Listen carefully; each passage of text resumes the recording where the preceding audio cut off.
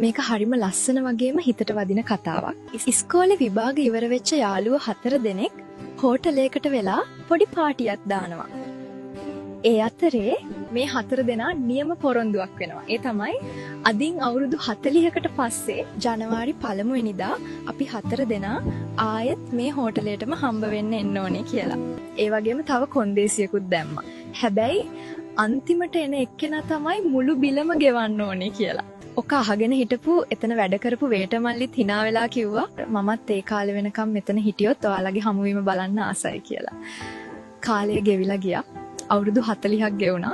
පොරොන්දු වුණ විදිහටම ජනවාරි 1 වෙනිදා පළවෙනි යාළුවා හෝටලයට ආවා. හැබැයි දැන් හෝටලය ලස්සන ලොකු තැනක් වෙලා එයා උතන බල ඔද්දි වයසක මහත්තයෙක් ඇවිත් කතා කළා. ඒ තමයි අර එදා හිටපු වේටර්. දැන් එයා තමයි හෝටලේ අයිතිකාරයා. කව වෙලාවකින් තව යාළුවෝ දෙන්නෙකුත් ආවා. දැන් 3 දෙනයි. මේ 3 දෙනා සතුටින් පරණ දේවල් කතා කර හිටියත් 4 වෙනි යාළුවා විකාස ආවේ නැහැ. යාළුවෝ හිතුවේ විකාස් දැන් ලොකු සල්ලිකාරයෙක් වලා අපිව අමතක කරලා ඇති කියලා. බලාගෙන ඉඳලා බැරිම තැන 3 දෙනාම කෑම කාලා බිල ගෙවන්න ගියා. එතකොට හෝටල් මැනේජර් කියනවා ඔයාලගේ බිල ගෙවලා තියෙන්නේ කියලා.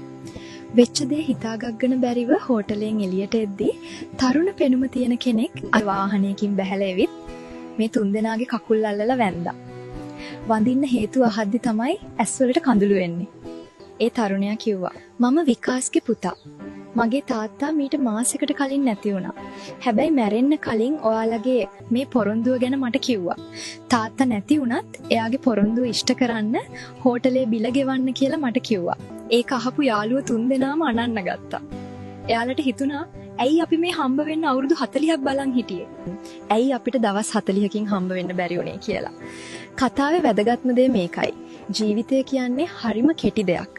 ඒ නිසා ඔයාගේ ආදරණීය අයව යාළුවන්ව හම්බ වෙන්න කාලේ එනකන් ඉන්න එපා. අද මෙයාලට කතා කරන්න පුළුවන් වෙලාවට හම්බ වෙන්න. මොකද හෙට දවස කාටවත් විශ්වාස නැහැ.